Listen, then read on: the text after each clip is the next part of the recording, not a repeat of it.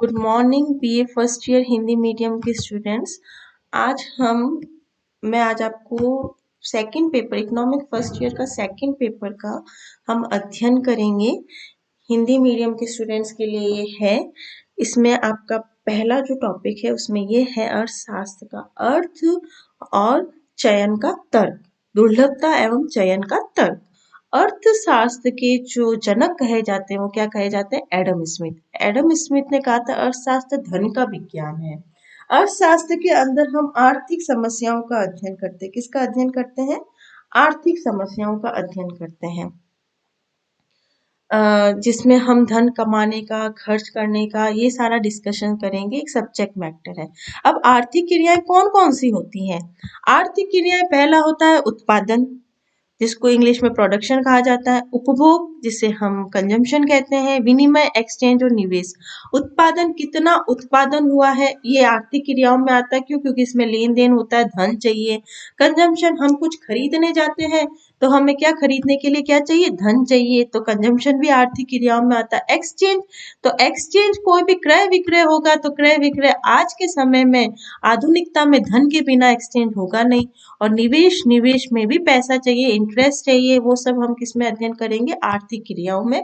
और आर्थिक क्रियाओं का अध्ययन हम करेंगे तो हम अर्थशास्त्र पढ़ेंगे।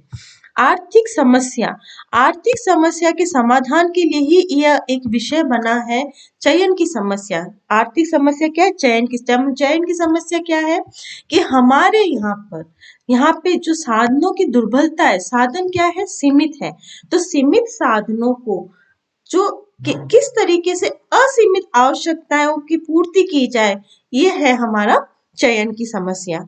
ठीक है, ये हम अर्थशास्त्र में पढ़ेंगे। अब अर्थशास्त्र की जो केंद्रीय समस्याएं हैं वो तीन तरह की होती है। ये तीन ही समस्याएं किसका समाधान करेगी?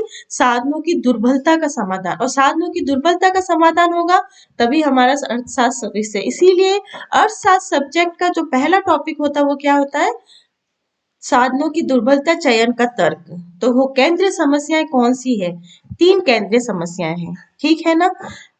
किसी भी देश की अर्थव्यवस्था में ये तीन समस्याएं होती है, जिसमें सीमित संसाधन होते हैं और इन्हीं सीमित संसाधनों को असीमित बनाने के लिए हम इन तीन समस्याओं का क्या करेंगे? अध्ययन करेंगे। पहली समस्या होती, किस वस्तु का कितनी मात्रा में उत्पादन किया जाए।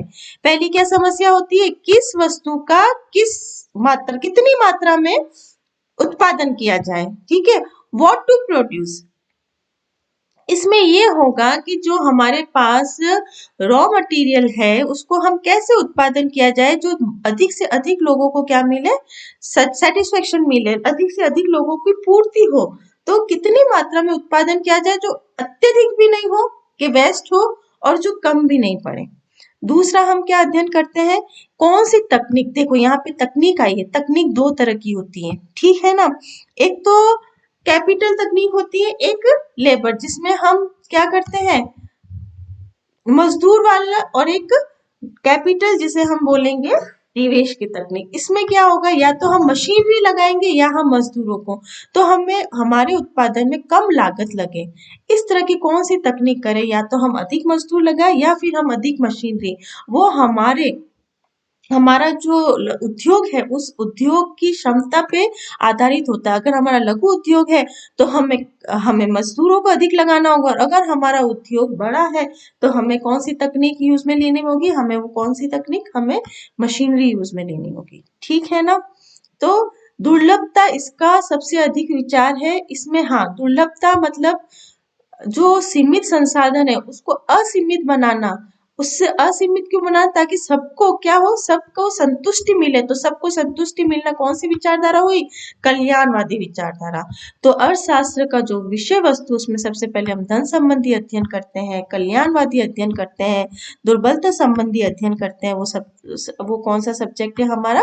अर्थशास्त्र है। ठीक है, विकास, विकास यानी कि चहुं ओर से जब हम देश के विकास की बात करते हैं तो वो विकास केंद्रित है। सैमुअलसन ने क्या कहा था कि विषय सामग्री सीमित संसाधनों का विवरण, यानी कि उसको जो सीमित संसाधन है वो इस तरह से वितरित हो कि सबको फायदा हो, सब इसका फायदा उठा सके। आर्थिक विकास हो यानी कि सभी क्षेत्रों में विकास हो। ठीक है। अब आपका दूसरा टॉपिक कौन सा है? अर्थशास्त्र की प्रकृति वास्तविक बनाम आदर्श। हम इसको आदर्श के रूप में पढ़ेंगे या वास्तविकता के रूप में पढ़ेंगे, इसका हम अध्ययन करेंगे। अर्थशास्त्र वास्तविकता के रूप में क्या होगा? जब हम क्या देखते हैं, कॉज एंड इफेक्ट, कारण एंड परिणाम देखते हैं। हम क्या करते हैं, हम संलग्न इकट्ठे करते हैं, हम उस पर अध्ययन करते हैं, हम कोई वैज्ञानिक तौर पे हम उस पर बहुत अध्ययन करके जो रिजल्ट निकालते हैं, वो सब हम किस में पढ़ते हैं? वास्तविक विज्ञान में। और जिसमें जनरली और वास्तविकता जो प्रैक्टिकल होते हैं कि नहीं भाई ये ऐसा होगा तभी तो हमें प्रॉफिट मिलेगा, हम ये डिसीजंस लेंगे तभी तो हम फायदे में रहेंगे। और नॉर्मेटिव, जब हम आदर्श क्या होना चाहिए, आदर्शात्मक जब बात करते हैं, जब हम जैसे कि गवर्नमेंट है, गवर्नमेंट का ये होगा कि सबको बराबर रूप से सबको क्या हो, सभी अच्छी एजुकेशन मिले, सभी को अच्छा स्वास्थ्य हो, सभी को अच्छा भोजन मिले। तो ये आदर्शात्मक व्यू है कि सभी को क्या मिले, आर्थिक पहलू से सभी आदर्शात्मक रूप से सभी सक्षम हो। ये सारा अध्ययन हम किसमें, इसमें करेंगे। तो अर्थशास्त्र एक तरह से दोनों ही अध्ययन होता है, इसमें प्रैक्टिकल स्टडी होती है, संलग्न होता है, उसमें हम अध्ययन करते हैं इकोनॉमिक तौर पे हम, और इसमें हम आदर्शात्मक का ध्यान रखते हैं। क्यों? क्योंकि हम क्या चाहते हैं कि सभी को समान संतुष्टि मिले, सभी को बेसिक जो आवश्यकताएं होती है उसकी संतुष्टि मिले, सभी की आर्थिक समस्याओं का समाधान हो। तो ये सब हम किस में अध्ययन करेंगे? वास्तविक और आदर्श। तो अर्थशास्त्र क्या होता है? अर्थशास्त्र में दोनों ही अध्ययन होते हैं, वास्तविक और आदर्शात्मक अध्ययन दोनों ही होते हैं। ठीक है। अब आपका जो सब्जेक्ट है वो क्या है? Micro economics. माइक्रो इकोनॉमिक्स यानी कि सूक्ष्म अर्थशास्त्र, छोटा, सूक्ष्म, जो छोटी छोटी इकाइयों का अध्ययन करता है, जो एक व्यक्तिगत, व्यष्टि, व्यष्टि यानी व्यक्तिगत, व्यक्तिगत जो भी अध्ययन होगा वो हम किस में पढ़ेंगे? माइक्रो इकोनॉमिक्स में। अगर हम एक उपभोक्ता की बात कर रहे हैं, एक उत्पादन की बात कर रहे हैं, एक फर्म की बात करें, तो हम किस में बात करेंगे? माइक्रो में। अब कुछ डेफिनेशन है, उसको रटना और लिखना, एग्जाम में अच्छे मार्क्स आते हैं। ठीक है। इसकी विशेषताएं क्या है? इसकी विशेषता ये है कि हम व्यक्तिगत आय की बात करते हैं, व्यक्तिगत उत्पादन की बात करते हैं, व्यक्तिगत लागत की बात करते हैं। बहुत ही सूक्ष्म चर, सूक्ष्म चर यानी अगर हम देश लेवल पे देखें तो एक फर्म बहुत छोटी हो गई है, एक उपभोक्ता, तो बहुत सूक्ष्म लेवल पे जो भी अध्ययन होता है वो अध्ययन किसमें होता है? व्यष्टि अर्थशास्त्र में होता है। ठीक है। मांग और पूर्ति, अब मांग और पूर्ति क्या होता है? वो एक क्रेता है, एक उपभोक्ता है, एक विक्रेता है, उस पर अध्ययन होता है, तो वो हम किस में पढ़ेंगे? व्यष्टि अर्थशास्त्र में। अब मैक्रो इकोनॉमिक्स, समष्टि अर्थशास्त्र। समष्टि अर्थशास्त्र किसके बात करते हैं? जब हम संपूर्णता, संपूर्ण अर्थव्यवस्था की बात करते हैं, जब हम सभी स्तर को साथ में लेके अध्ययन करते हैं, तो वो हम किस में करते हैं? समष्टि अर्थशास्त्र में। जब हम मतलब अंतरराष्ट्रीय लेवल पे बात करते हैं तो हम किस पे बात करते हैं? समष्टि अर्थशास्त्र में। जब हम देश की बात करें तो हम किस में बात कर रहे हैं? समष्टि अर्थशास्त्र में। जब हम राष्ट्रीय आय, राष्ट्र की, पूरे राष्ट्र की बचत की, विनियोग की, बेरोजगार और रोजगार क्या होते हैं वो भी नेशनल लेवल पे होते हैं, तो हम किसकी बात करते हैं? समष्टि की। कुल उत्पादन की भी समष्टि। सामान्य जनरल लेवल की बात करें तो हम किस पे बात करेंगे? सामान्य यानी किसी एक मतलब वस्तु से नहीं होता है।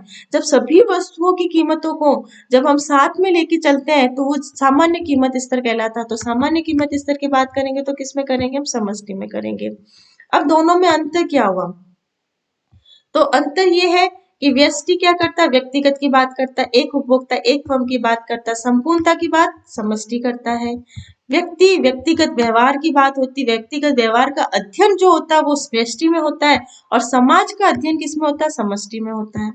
एक वस्तु की कीमत का अध्ययन व्यष्टि में होता है, और वैश्विक आर्थिक समस्याओं की निदान किसका होता है?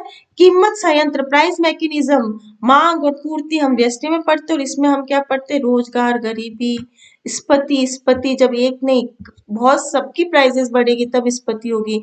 इस प्रकार हम इसमें मैक्रो में। तो इस प्रकार आप लोगों का आज के 3 टॉपिक्स हो गए हैं। आज हमने तीनों टॉपिक किए हैं। फिर भी अगर किसी को नहीं समझ में आता है, अगर कहीं डाउट होता है तो आप मुझे कांटेक्ट कीजिए, आपकी सारी प्रॉब्लम को सॉल्व किया जाएगा। धन्यवाद।